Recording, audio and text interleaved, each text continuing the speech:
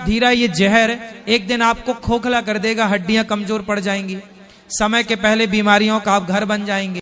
जब शाम को आप चाय पीते हैं, आहा, यही मूल है। बड़े बड़ी पवित्र बुद्धियों को भी आहार दूषित जाने पर भ्रष्ट आचरण हो गया। आज जितनी बीमारियां हैं सिर्फ गलत खाने से हैं। चाय ना पिए? चाय काहे पियोगी मैया? चाय पीना सही है? नहीं, यही पूछ रहे गुरुदेव आपसे। चाय क्यों नहीं पीनी चाहिए बताओ? चाय पीने के नुकसान क्या है? हमें पता नहीं है इसलिए। देखो, चाय में पत्ती होती है, चाय पत्ती। चाय पत्ती एक प्रकार की औषधि है। चाय पत्ती में जब आप दूध डालते हैं तो चाय पत्ती के संपर्क में जब दूध आता है तो दूध का गुण बदल जाता है और बदल करके वो पॉइजन हो जाता है, जहर बन जाता है। इसलिए आपने देखा होगा कि चाय पीने वालों को नशा होने लग जाता है। चाय नहीं मिलेगी तब तक वो बेचैन रहते हैं जी। चाय पीने वाले को चाय ना मिले ना तो पागल सा हो जाता है। अब बताओ ये पागलपन नशा है या नहीं जी? और ये शक्कर तो होती है मस्त, उसमें शुगर को बढ़ाने का काम करता है। और ये धीरा धीरा ये जहर एक दिन आपको खोखला कर देगा, हड्डियां कमजोर पड़ जाएंगी, समय के पहले बीमारियों का आप घर बन जाएंगे। जब शाम को आप चाय पीते हैं, आहा, भोजन लेट कर देंगी पर चाय लेट नहीं करेंगे। चाय पे तो माताएं बहन कोई भी आ जाए वो चाय बनाएंगी उसके लिए और एक कप अपने लिए स्पेशल। पहली बात तो मैं ये कह नहीं सकता कि चाय मत पियो, क्योंकि मैं खुद पीता हूं, इसलिए मैं आपको मना नहीं कर सकता, ठीक। लेकिन एक सलाह जरूर दूंगा कि कभी भी खाली चाय न पिए। हो सके तो शाम को जूस वगैरह पी लें, माताओं के लिए जरूरी है। अगर जूस, एक पति ध्यान से सुन लो, पति जितने भी पति अपनी पत्नी को अपने हाथ से जूस पिला के बनाओ, पिलाओ, फिर कहो पियो देवी तुम बहुत काम करती हो, है? ध्यान से, मजाक नहीं करे, हंसो मत। पति हंस रहे बोले हैं ये तो हमें पिलाती हैं, हम कैसे पिलाएं? पिला दिया करो कभी 2-4 दिन में एक आध बार, लो तुम भी पियो। तो अगर हो सके तो जूस पिए, चाय को त्याग दें, कॉफी देख लें आप, लेकिन चाय जब पीनी हो शाम को तो कभी भी खाली चाय न पिए। भोजन है ये जीवन का एक बहुत बड़ा अंग है। हमारे प्राणों का पोषण होता है और सूक्ष्म बात, इससे हमारे मन का निर्माण होता है।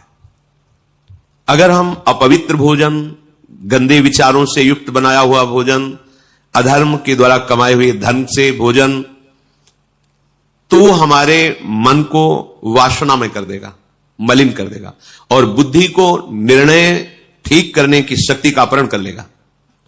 अगर हम इस पद्धति से भोजन पाते तो हमारी बुद्धि प्रकाशित होगी और मन ठीक हो जाएगा।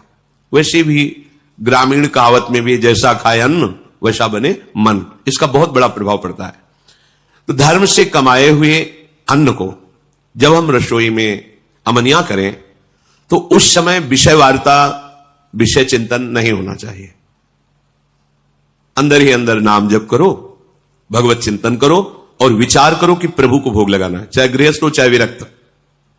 किसी की तरफ देखो मत, अपने प्रसाद की तरफ देखो, सावधानी रखो, एक एक कवल में भगवत नाम जप, राधा राधा राधा। उससे क्या होगा, आगे कह रहे हैं, क्षमस तारणाय वही, अपने को तारने की और दूसरे को भी तारने की बुद्धि उसके अंदर प्रकट हो जाती है। हम लोगों की आज जो बुद्धि मलिन है ना, मनमानी आचरण करने का आदेश कर रही है, उसका कारण यही है। बहुत तरह से हम अपनी बुद्धि को अपवित्र करते रहते हैं। आहार पूरे जीवन का आधार है। भोजन ठीक है तो सब ठीक हो जाएगा।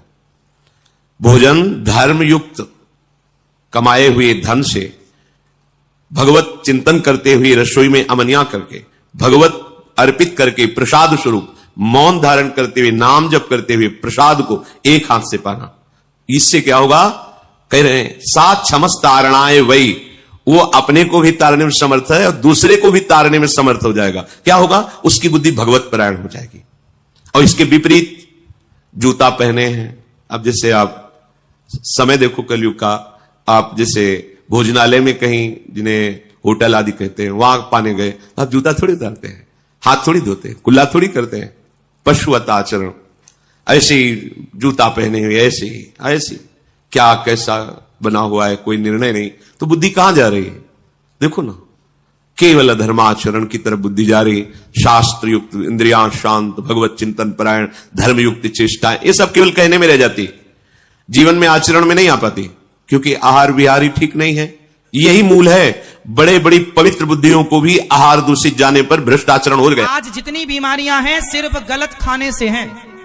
यदि सब लोग सही सही खाएं और परफेक्ट खाएं तो कभी बीमार नहीं पड़ेंगे। अब जैसे आप चाय पीते हैं, क्या चाय पीने योग्य है? मैया आप तो सिरे ला रही थी। हाँ तो पीती हो ना, एक लोटा पीती। हमारी माताएं तो एक एक लोटा चाय, आदमी पीता है जरा सी कप भर पीता है, कुछ लोग तो एक एक लोटा चाय पी जाते हैं। क्यों मैया आप चाय पीती हो ना? एक लोटा, एक गिलास, एक कप क्यों पीती हो? नहीं रहा जाता? चाय क्यों पीना है मेरी मां? तुलसी पानी में डालो, थोड़ा अदरक डाल लो, और भी पदार्थ होते हैं जो पौष्टिक हैं, थोड़ा थोड़ा डाल के उनको पका के उनका रस पियो, आपका स्वास्थ्य लंबा चलेगा, बीमारी नहीं पड़ेंगे। कोरोना काल में डॉक्टरों ने क्या बताया? क्या पियो? जोर से काढ़ा, इम्यूनिटी पावर को स्ट्रांग करने के लिए क्या है, लेकिन आप क्या पीते हैं? चाय। कोरोना चला गया, फिर आप चाय पे आ गए। मैंने कहा 4 तरह का भोजन बेकार होता है। पहले नंबर का भोजन, जिस भोजन की थाली को कोई लांग कर चले गया, वो नाली में पड़े हुए कीचड़ के बराबर होता है। ऐसा भोजन नहीं करना चाहिए जो कोई लांग कर चले गया। दूसरा भोजन, जिस भोजन की थाली में ठोकर लग जाए, वो भ्रष्टा के बराबर, गंदगी के बराबर होता है। जिसमें ठोकर लग गई और खा लिया, वो भ्रष्टा के बराबर है। तीसरे नंबर का भोजन, जिस भोजन की थाली में बाल पड़ा हो, केश पड़ा हो, वो दरिद्रता प्रदान करता है। और चौथे नंबर का भोजन, पति और पत्नी एक ही थाली में साथ बैठकर भोजन कर रहे हो, तो वो मदिरा के बराबर होता है। ये 4 तरह का भोजन।